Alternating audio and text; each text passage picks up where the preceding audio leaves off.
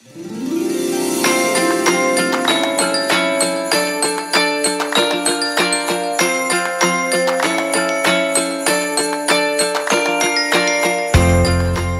to Real Talk Christian Podcast, where normally we would drink coffee and have real conversations about faith, culture, and society. But on today's special Christmas episode, I actually was working on a project with my wife, Janelle, and was working on a project for my kids and decided to share it with all of you. This is a audio drama of the Charles Dickens classic, A Christmas Carol. And so we wanted to just go ahead and bring that to you guys, and hopefully you guys will enjoy.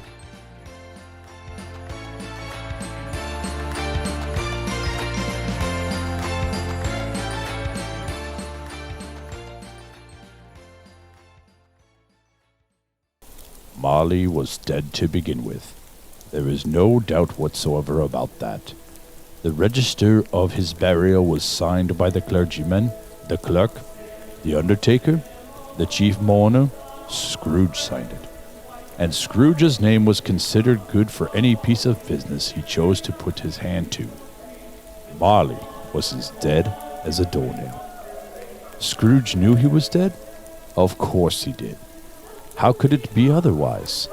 Scrooge and he had been partners for I don't know how many years.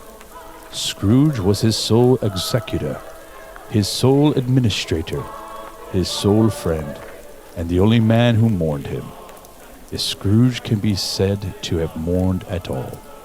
And the mention of Marley's funeral brings back to the point I started from.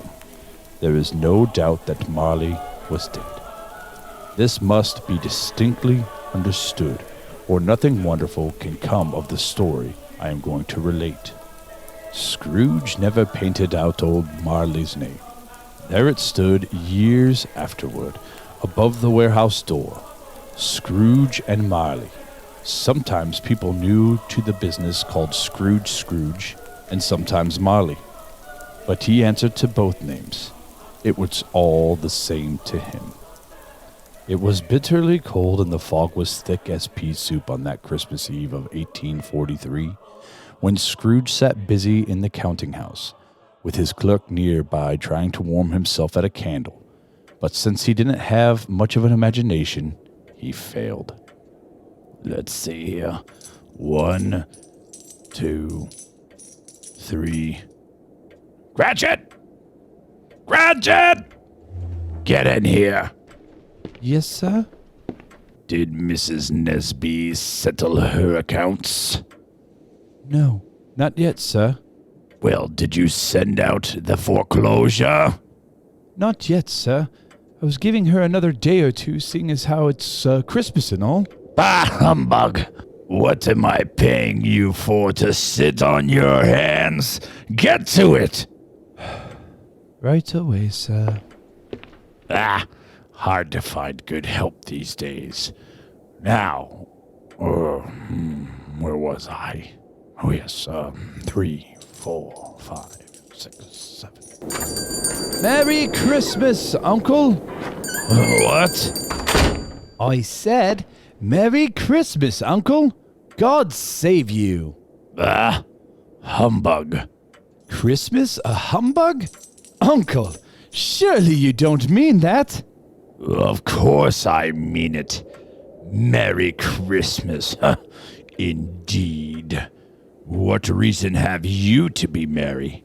You're poor enough. Come, Uncle. What reason have you to be dismal? You're rich enough. Away with Merry Christmas. What's Christmas to you but a time for paying bills without money? A time for finding yourself a years older, but not an hour richer. If I could work my will, every idiot who goes about with Merry Christmas on his lips should be boiled in his own pudding, buried with a stake of holly through his heart. Well, he should. Uncle! Nephew! Keep Christmas in your own way, and let me keep it in mine. Keep it? But you don't keep it. Let me leave it alone, then. A lot of good it has done you. Well, there are many things from which I have benefited, even if they don't show a profit, I dare say. Christmas among the rest. But if anything belonging to Christmas can be considered apart from the sacred source of its name and its origin, I am sure I have always thought of Christmas as a good time, a kind, forgiving, charitable, pleasant time. The only time of year I know of when men and women seem by one consent to open their shut-up hearts freely, and think of others as if they really were fellow passengers to the grave. And therefore, Uncle, though it has never put a scrap of silver or gold in my pocket, I believe that it has done me good, and will do me good. And I say, God bless it! Bravo! Hear, hear! Another sound out of you, and you'll keep your Christmas by losing your position. Come, Uncle, don't be angry. Come and dine with us tomorrow. I'll see myself in hell first. But why, Uncle? Why? Let me ask you a question. Why did you get married recently? Because I fell in love, of course. Love? You fell in love? Ha! Good afternoon, nephew. But you never came to see me before I got married. Why give it as a reason for not coming now? Good afternoon. I want nothing from you. I ask nothing of you. Why can't we be friends? Good afternoon. I am sorry to find you so resolute. We've never had a quarrel, you and I. But I came all this way to give you greetings of the season, and I'll keep my Christmas humor to the last, so Merry Christmas, Uncle! Good afternoon! And Happy New Year! Good afternoon! And Merry Christmas to you, Bob Cratchit! Thank you, sir. Merry Christmas to you! Heh! There's another fellow, my clerk, with 15 shilling a week and a wife and a family talking about Merry Christmas. Heh. I'll retire to Bedlam. Who is it now? Scrooge and Marley's, I believe. Have I the pleasure of addressing Mr. Scrooge or Mr. Marley? Marley's dead. In fact, he died 7 years ago this very night. Oh, I am quite sorry to hear it, but I have no doubt his generosity is well represented by his surviving partner.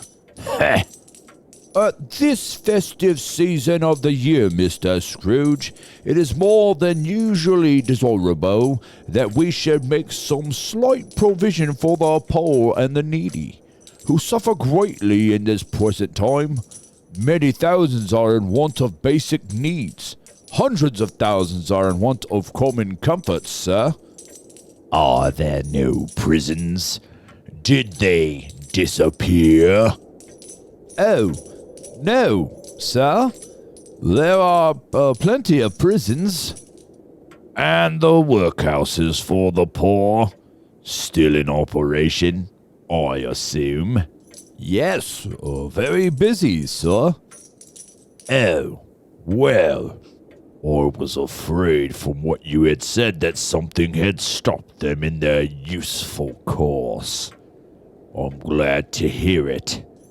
Given that the scarcely furnished Christian share to the multitude, a few of us are trying to raise a fund to buy the poor some meat and drink, and some means of warmth. We choose this time because it is a time, above all others, when want is keenly felt, and abundance rejoices. Well, what shall I put you down for? Nothing. Oh, you wish to be anonymous, then? I wish to be left alone. I don't make merry myself at Christmas. I can't afford to make idle people marry. I am taxed for the institutions I have mentioned, and they cost enough. Those who are badly off must go there. But many can't go there, and many would rather die. Oh, well, if they'd rather die, perhaps they should go ahead and do it, and decrease the surplus population. Besides, I wouldn't know anything about it. Well, you could know it, sir. It's none of my business. I have too much of my own business to interfere with other people's. Mine occupies me constantly, and I'll thank you to leave me to it. Good afternoon, gentlemen. Cranky old man. Bah humbug and all. Get away from here!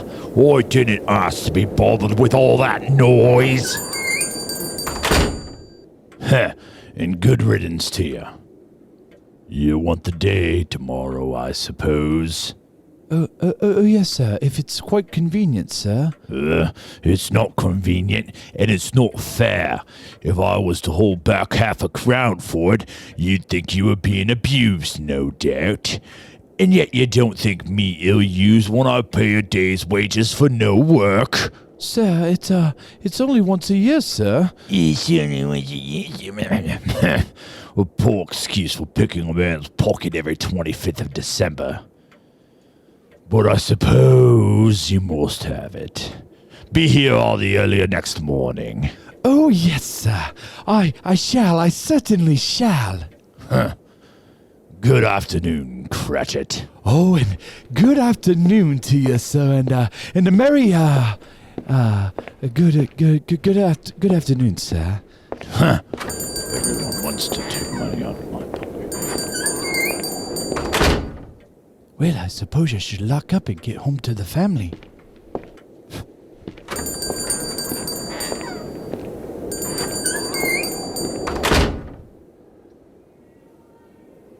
Oh, Scrooge. He was a tight-fisted hand at the grindstone, he was. A squeezing, wrenching, grasping, scraping, clutching, covetous old sinner, to be sure. Secret, self-contained, and solitary as an oyster.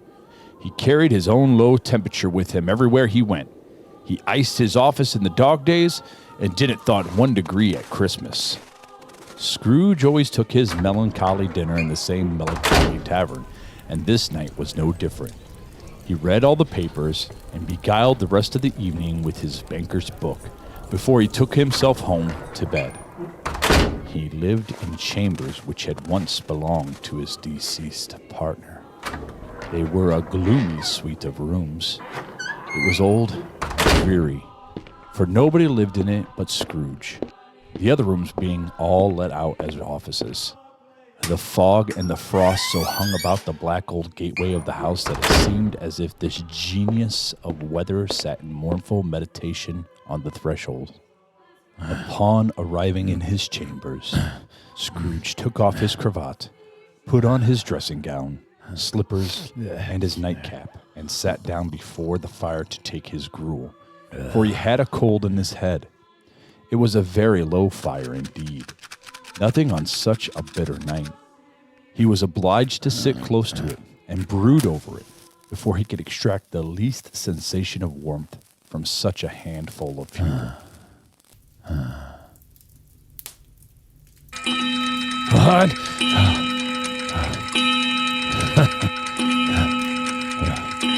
Got distracted and scared myself. It was just a stupid clock.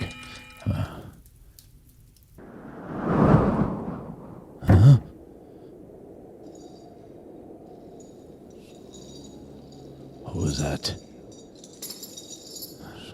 Hello? Who's there? Scrooge. Is that you, Bob?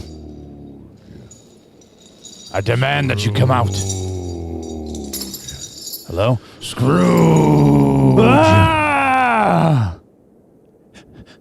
How is this? What do you want with me? much. Who are you? Ask me who I was. All right. Who are you then? In life, I was your partner, Jacob Marley. I don't believe it. What evidence would you have of my reality beyond that of your senses? I don't know. Why do you doubt your senses? Because a little thing affects them. A slight disorder of the stomach makes them cheats. You might be undigested bit of beef, a blot of mustard, a fragment of underdone potato. There's more of a gravy than a grave about you, whatever you are. Ha ha ha ha ha! Mercy, dreadful apparition. Why do you trouble me? Man of worldly mind, do you believe in me or not? I do. I must. But why have you come to me? It is required of every man that his spirit should walk abroad among his fellow men, and travel far and wide. And if that spirit does not go forth in life, it is condemned to do so after death, and witness what it cannot share, but might have shared, and turned to happiness. Oh, woe is me! You are fettered. Tell me why. I wear the chain I forged in life. I made it link by link, yard by yard, and wore it of my own free will.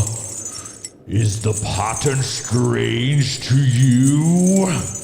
Or would you know the weight and length of the strong coil you bear yourself? It was as long and heavy as this 7 Christmas Eves ago. You have labored on since in its ponderous chain. Jacob, old friend, speak comfort to me. I have none to give. I have little time. I cannot rest. I cannot linger anywhere. My spirit never walked beyond the narrow limits of our money-changing hole. Oh, not to know that any Christian spirit working kindly in its little sphere will find its mortal life too short for its vast means of usefulness. Not to know that no space of regret can make amends for one's life's opportunities misused. Yet, such was I, oh, such was I. But you always were a good man of business, Jacob. Business? Humankind was my business. The common welfare was my business. Charity, mercy, forbearance, and benevolence were all my business.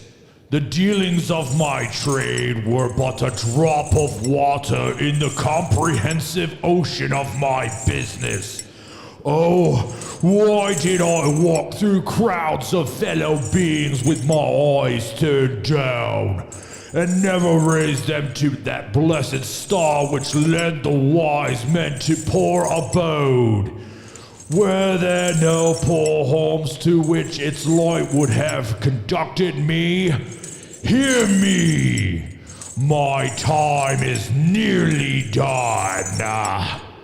I will, Jacob. But don't be hard on me. I'm here to warn you that you have yet a chance of escaping my fate. A chance I, Jacob Marley, your business partner, have procured for you, Ebenezer. Oh, thank you, Jacob, thank you. You were always a good friend. A good friend indeed. You will be visited by 3 spirits. Okay, Jacob. Is that the chance you mentioned? It is. Oh, well, then I think I'd rather not.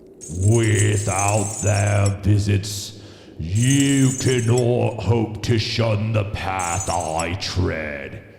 Expect the first tomorrow, when the bell tolls 1. Can't they all come at once and have it over with, Jacob? Expect the second on the next night at the same hour. The third upon the next night when the last stroke of 12 has ceased to vibrate. Look to see me no more. And for your sake, take care that you remember what has passed between us. Oh, okay, Jacob. I understand.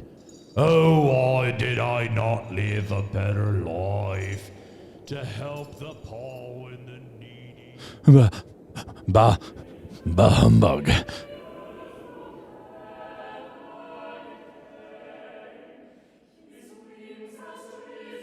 And so, Scrooge lay in his bed and thought it over, and could make nothing of it. The more he thought, the more perplexed he was, and the more endeavored not to think, the more he thought. Marley's spirit bothered him exceedingly. Every time he resolved within himself that it was all a dream, his mind flew back again, like a strong spring released to its first position, and presented the same problem to be worked all through. Was it a dream then? A quarter past. A half past. A quarter to it. The hour itself, and nothing else. Scrooge, pleased with himself, gets back into bed. Soon, a figure emerges and takes position at the head of Scrooge's bed. Ah! Scrooge's head swiveled left as of its own accord. He sees something. A striking female figure with a bright, flowery hair, in a white robe, bedecked tastefully with summer flowers, and a silver sash. Her expression is bright, full of life and hope. She holds a branch of green holly, and a bright light accompanies her. Her voice is firm, yet light. Are you the spirit whose coming I was told about? I am. Who and what are you? I am the spirit of Christmas past. Long past? No, your past. Perhaps you could turn down that light that accompanies you. What? Would you so soon put out the light I give? Yours are the dark passions that would extinguish the light of truth. Oh, I'm sorry. I didn't mean to offend. What brings you here? Your welfare, of course. I can't think of anything more conducive to my welfare than a night of uninterrupted sleep. Your reformation, then. Take heed, rise, and walk with me. The spirit of Christmas past takes hold of Scrooge's arm. He rises and he walks with her, and they set off on the journey.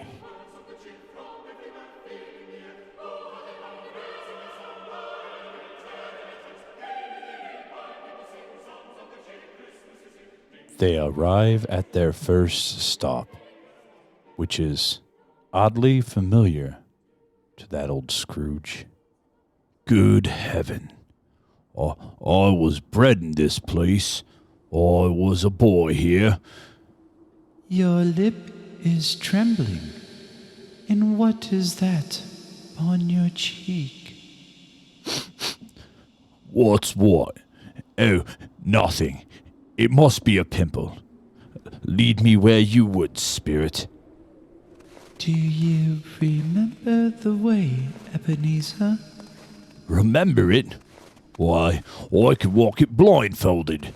Strange that you've forgotten it for so many years.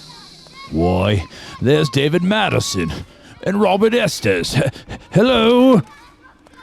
These are merely shadows of the things that have been. They are not aware of us. The spirit takes Scrooge by the arm and leads him towards the schoolhouse.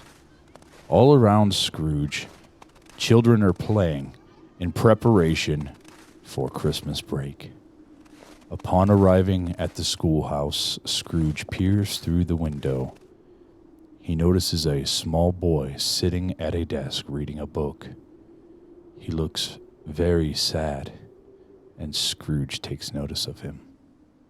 The school is not quite deserted. A solitary child, neglected by his friends, is left there still. Poor boy. My mother died giving birth to my sister. My father grew morose and seemed to begrudge us both ever after. I wish. But it's too late now. What is it? It's nothing. There was a boy singing a Christmas carol at my door last night. Should have liked to have given him something. That's all. That's all.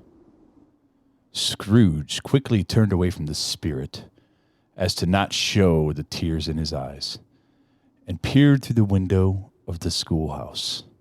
Suddenly, the door flew open, and Scrooge was met with a wonderful surprise.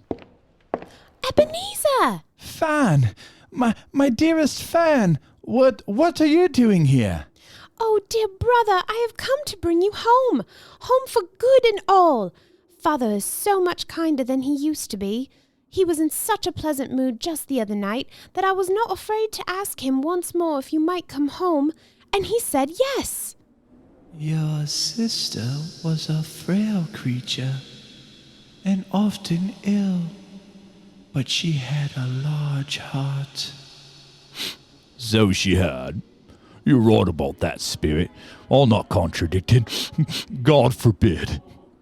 Your sister died a young woman, but she did have a child, as I recall. Yes, a son, my nephew. His name is Fred Hallowell. Your nephew. Ebenezer, the only family you have left. Yes, that is true. Shortly after this visit with Fan, you went to work for a wonderful man, Mr. Fezziwig, who keeps a warehouse. Come along, Ebenezer. It is time to see another Christmas at the Fezziwigs. And just like that, Scrooge was transported to a festive, bright warehouse with a sign on the front of the door that says, Fezziwigs. Do you know this place? Know it. This is where I apprenticed. Look, it's old Fezziwig. Bless his heart, it's Fezziwig alive again. And there's Dick Wilkins. We were the best of friends. No more work tonight, my boys. It's Christmas Eve. Life is too short for all work and no play. I say it's time for a party. Dick, Ebenezer, move that table for dancing, and we'll have a party. It's such a small matter to make these silly folks feel so full of gratitude. Small thing. Is it not? After all, what did he do, this Fezziwig? Spent a few pounds on a party? Does he deserve such praise as this? It isn't that, Spirit. Why, Mr. Fezziwig has the power to make us happy or unhappy. He can make our work light or burdensome, just in the way he looks at us, and the way he addresses us. Or thousands such little things add up, you know, until the happiness he gives is as great as if it costs a fortune. And what is the matter? Nothing particular. Something, I think. No, it's just that I would like to be able to say a word or two to my clerk, Bob Cratchit, right now. That's all. Come, Ebenezer. My time grows short. Look. This was not addressed to Scrooge, or to anyone whom he could see, but it produced an immediate effect. For again Scrooge saw himself. He was a little older now, a man in the prime of his life. His face had not the harsh and rigid lines of later years, but it had began to grow the wear signs of care and greed. There was an eager, greedy, restless motion in the eye, which showed the passion that had taken root, and where the shadow of the growing tree would fall. I know it matters very little to you. Another idol has displaced me, and if it can make you as happy as I would have tried to, I have no reason to cry. What idol has displaced you? A golden one. Ebenezer, a promise to one another is an old one. We made it when we were young and poor, and happy to remain so until we could improve our fortune together by patience and hard work. But you've changed. You're not the same man. Tell me, Ebenezer, if all this had not happened, would you seek me out, try to win me now, a poor dowerless girl with nothing to bring to a marriage? Just as I thought. You may feel sad now, Ebenezer, but I've no doubt that you will dismiss the thought of me very soon, as if you were glad to have awakened from a bad dream. May you be happy in the life you have chosen. Spirit, show me no more. Conduct me home.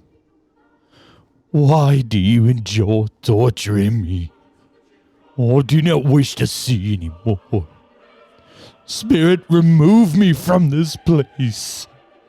I have told you, these are but shadows of things that have been, that they are what they are. Do not blame me. Please, I beg you, take me away from here. I can bear it no more. After this mighty struggle, if that can be called a struggle, Scrooge was conscious of being exhausted and overcome by an irresistible drowsiness, and further, of being in his own bedroom once again.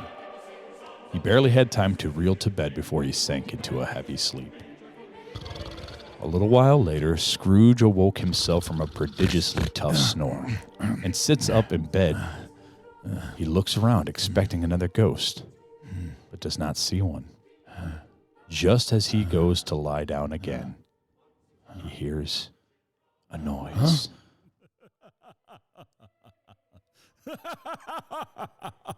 Scrooge! Ebenezer Scrooge! As Scrooge alights from bed, Hello? he sees a figure Who's that? seated on a throne upon a platform Is that- lit with is that 1,000 you, Spirit? candles, bedecked with mistletoe and heaped with a feast fit for a king. He is an impressive figure in full beard, wearing a green robe trimmed in white fur and crowned with a holly wreath. He holds a golden torch in his hand, which is filled with stardust. Scrooge approaches gingerly. Come, man! Come here and know me better, man! I am the spirit of Christmas present. You have never seen the likes of me before, eh? No, never. You've never walked forth with any of my elder brothers, born in these later years? No, I don't think I have. Have you many brothers, Spirit? More than 1,800. Tremendous family to provide for. Take hold of my robe, Ebenezer Scrooge. Where, pray tell, are we going? You will see. Scrooge reaches out nervously and touches the robe, and with that, they're off.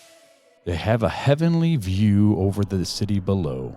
There is a great happy bustling of chattering, greeting, and a bit of good-natured market haggling. Scrooge and the spirit of Christmas present appear. As they make their way among the crowd, the spirit of Christmas present sprinkles stardust on those who pass by. Spirit, is there a particular flavor in what you sprinkle from your torch?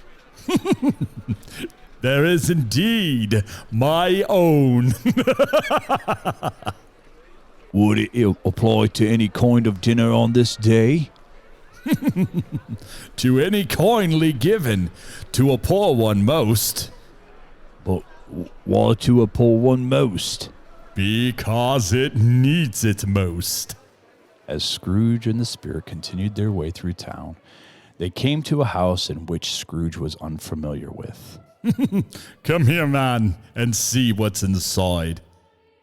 As Scrooge peered through the clouded window, he beheld a woman and her few young children playing near the entrance, and the older one sitting on the bench near the fire. What has ever got your precious father then? And your brother, Tiny Tim? I think Father will be home very soon. No sooner had little Belinda finished her sentence when Bob entered the house bearing Tiny Tim and his crutches on his shoulder. He was greeted enthusiastically by his family and kissed by his wife. Merry Christmas, everyone. Hello, loves. Come warm yourselves by the fire. Come on, Tim. Come hear the pudding singing in the copper. And how did little Tim behave himself in church? As good as gold and better. Somehow he gets thoughtful sitting by himself so much and thinks the strangest things you've ever heard. He told me coming home that he hoped that people saw him in church because he was a cripple, and it might be pleasant for them to remember on Christmas Day who made lame beggars walk and blind men see. But he's growing stronger every day, I just know it. Martha, help me with the goose. There's such a goose, Father, such as we've never had before. Mrs. Cratchit re-enters in high procession with a small goose on a platter, followed in parade by 2 small children.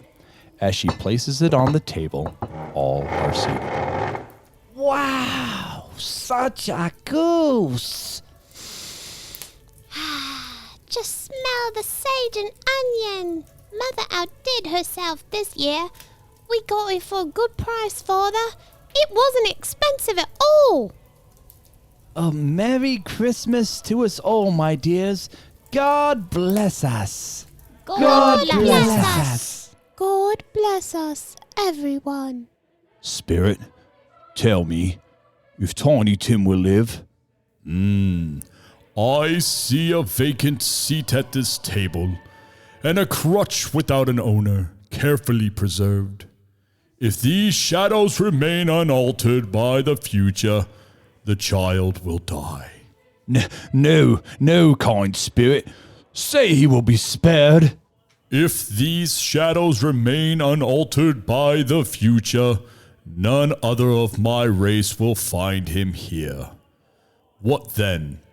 Your words were, if he be like to die, he had better do it, and decrease the surplus population. Yes, in the future, perhaps you will hold your tongue until you have discovered what the surplus population is, and where it is.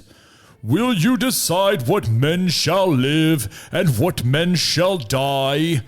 It may be that in the sight of heaven, you are more worthless and less fit to live than millions like this poor man's child. Quiet after the tongue lashing in which he had just received, Scrooge looks back into the house. Mr. Scrooge, I give you Mr. Scrooge, the founder of the feast. Founder of our feast, indeed. I wish I had him here. I'd give him a piece of my mind to feast upon, and I'd hope he'd have a good appetite for it. My dear, the children, Christmas Day. I'll drink his health, for your sake, and the day's, not for his. Long life to him. A very Merry Christmas and Happy New Year. It'll be very merry and very happy, I have no doubt. To Mr. Scrooge, To Mr. Scrooge. I think it's time for a song. Tiny Tim, what shall we sing? Hark the herald angels sing.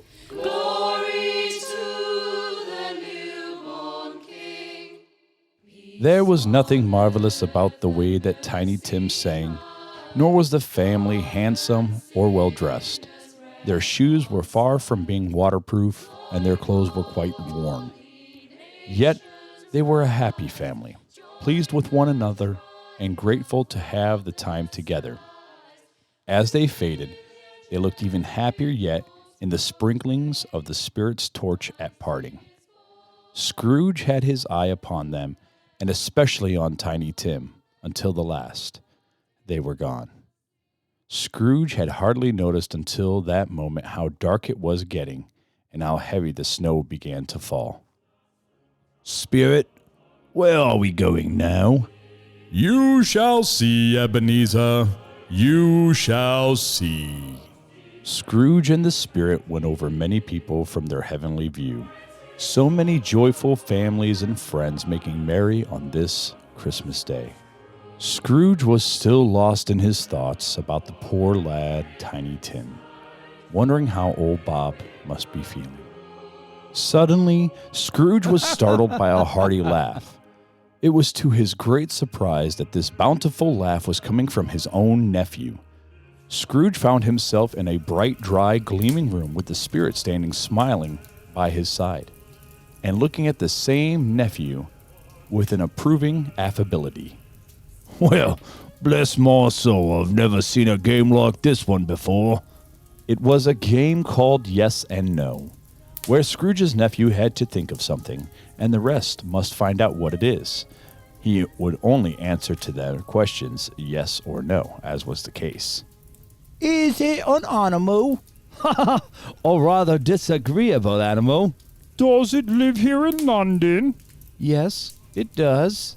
Is it a horse? No. Perhaps a cow? No. A dog? No. A donkey? Yes and no. I know. It's your Uncle Scrooge. Yes! Jolly good. Yes, it jolly is. good indeed. A Merry Christmas and a Happy New Year to the old man, whatever he is.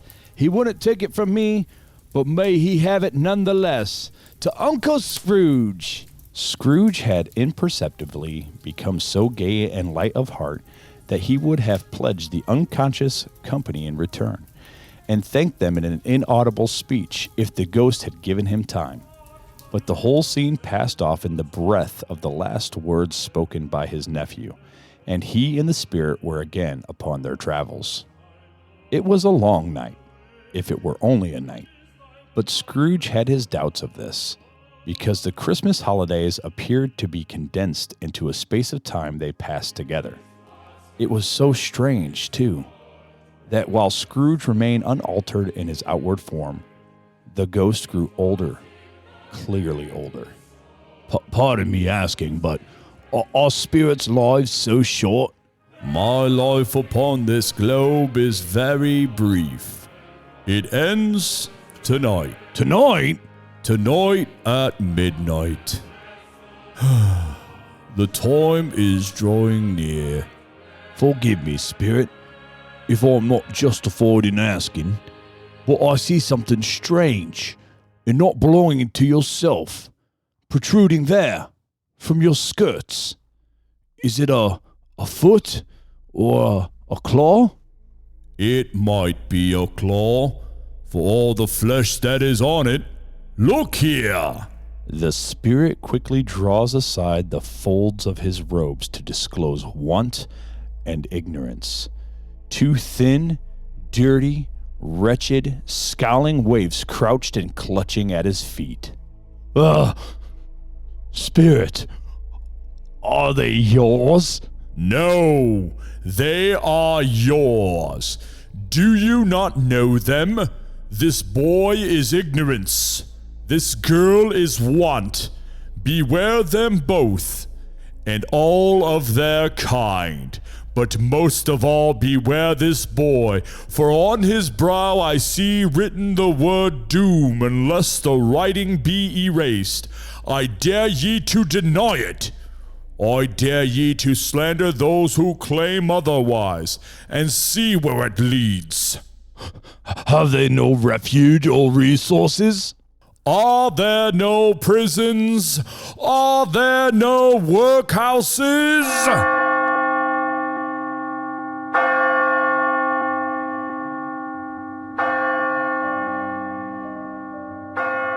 And with that, the spirit of Christmas present fades slowly away until it is altogether unseen.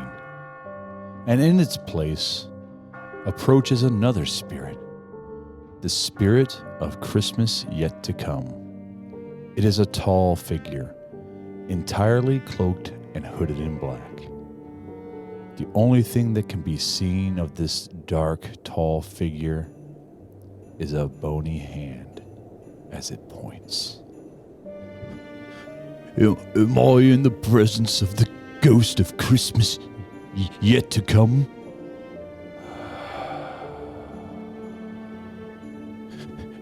You are about to show me shadows of things that have not yet happened, but will happen in the time before us.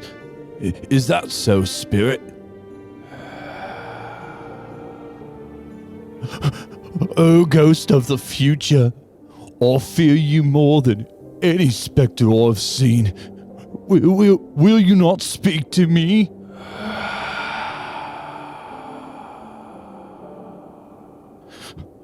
Okay, spirit, lead on. The night is waning fast, and it is precious time to me. I know. Lead on, spirit.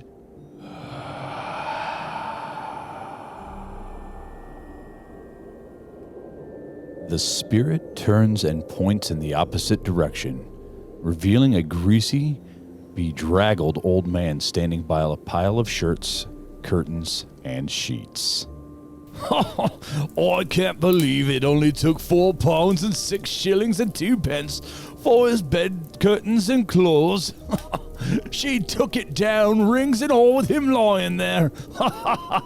And why not? He isn't likely to take cold without them, I dare say. And his best silk shirt. Oh, that old Mrs. Dilber. They'd have wasted it if it hadn't been for her putting it on him to be buried in it. This is the end of it. He scared everyone away from him when he was alive to profit us when he was dead.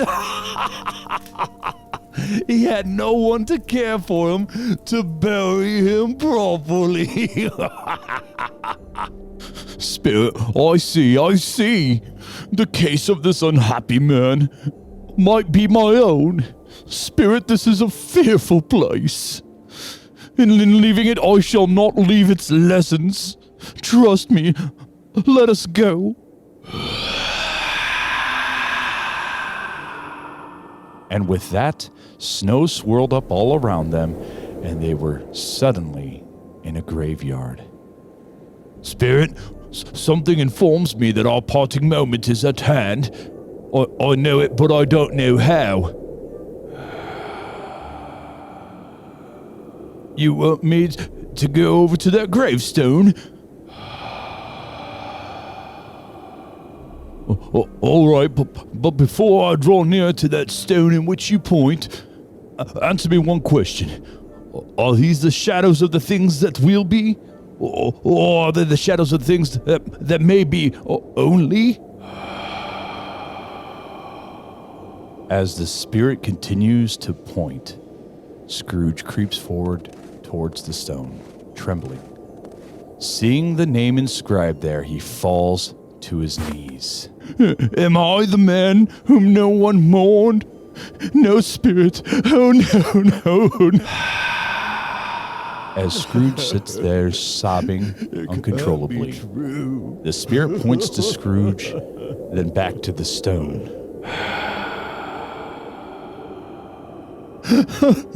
Spirit, hear me. I am not the man I was. I will never be that man I must have been before your intervention. Why show me this if I am past all hope?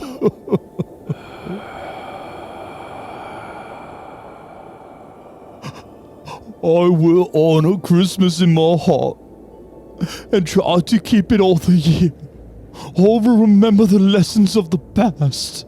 I will live in the past, the present, and the future. I will not shut out the lessons that they teach. Oh, tell me that I may sponge away the writing on that stone.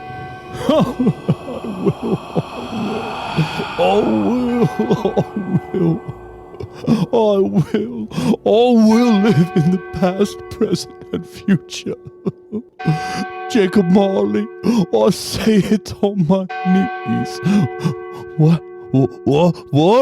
Scrooge felt around and found himself in a familiar place. Where am I? Wait, what day is this? Why, it's morning. But what day? How long have I been with the spirits? I don't know. Oh, pinch myself, I am alive. The courthouse is here. The bank and the Jessops and all here. I'm here. Woohoo! Oh, I don't believe I know what to do. I feel light as a feather. A Merry Christmas to everyone. I don't know what day of the month it is. I don't know how long I've been among the spirits. Scrooge runs to his window, looking out as fast as he can, and suddenly a boy appears down below. He's the same boy who attempted to sing to Scrooge at the counting house. My dear boy, what's today? What are you going on about? What day is it? he said that. What's today, my fine fellow? Today? Why, it's Christmas Day. It's Christmas Day. I haven't missed it. The spirits have done it all in one night. Hello, my fine fellow. Hello? Do you know the butcher shop in the next street over on the corner? I should hope I did. Such an intelligent boy. A remarkable boy. Do you know whether they've sold the prize turkey that was hanging up there? What? The one as big as me? The one as big as him. Yes, my fine fellow. The one as big as you. Why, I believe it's still hanging there now. It is? Oh, why, good. You must go there and buy it. Yes, go and buy it now.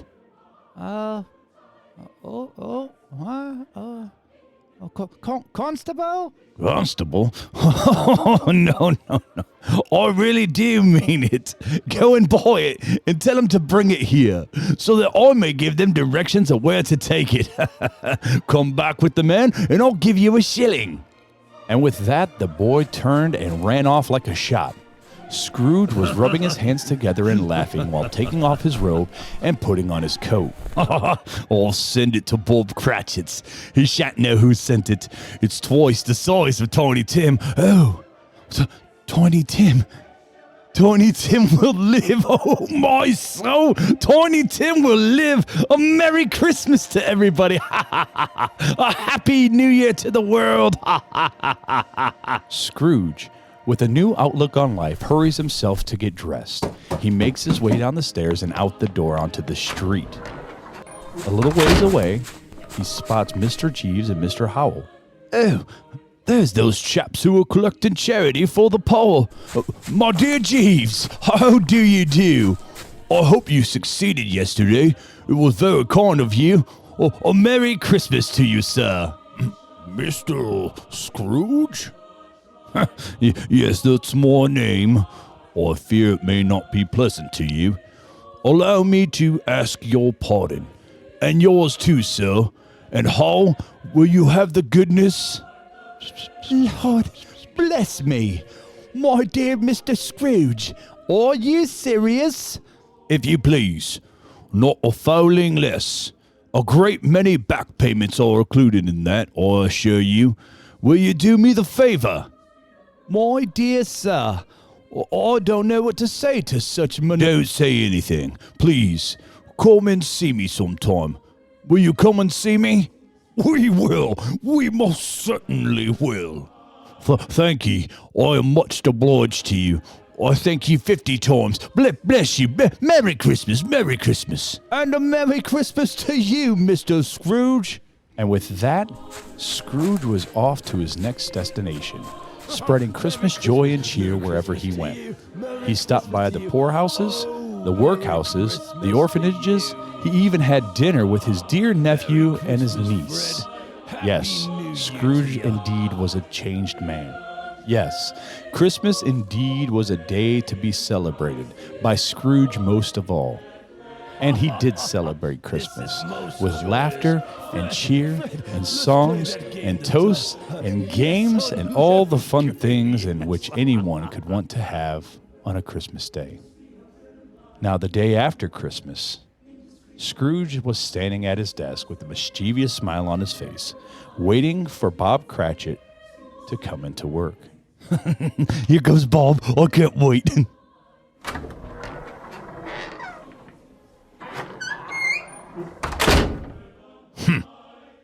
Hello.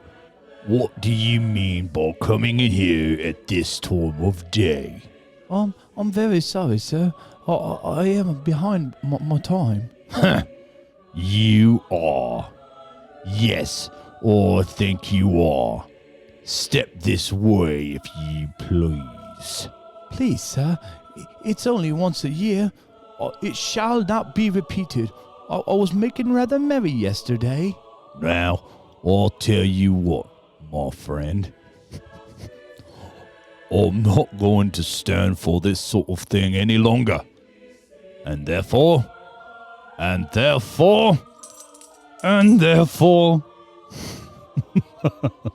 going to raise your salary, Bob. Oh my goodness. A merrier Christmas than I have given you in many a year. I'll raise your salary and endeavor to assist you and your struggling family. Now you needn't say anything. Come with me. We will discuss the particulars over a bowl of smoking bishop before you so as much dot another eye, Bob Cratchit. And with that, a new chapter begins with Ebenezer Scrooge and Bob Cratchit. Scrooge was better than his word. He did it all, and infinitely more. And to Tiny Tim, who did not die, he was a second father. And he became as good a friend, as good a master, and as good a man as the good old city knew.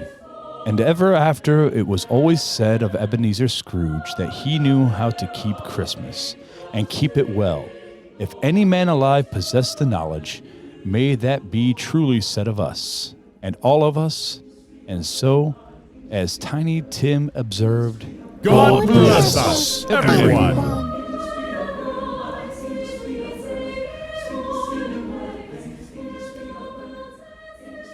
I hope you guys enjoyed the production of A Christmas Carol by Charles Dickens. All voices were done by myself, Chris Fuller, and my wife, Janelle Fuller. And all the music and sound effects you heard are royalty-free music and sound effects that I found on YouTube. This was a great little fun project for me to give to my kids as a Christmas gift. So we hope here at Real Talk Christian Podcast that you guys enjoyed it as well. Till next time, Merry Christmas and take it easy.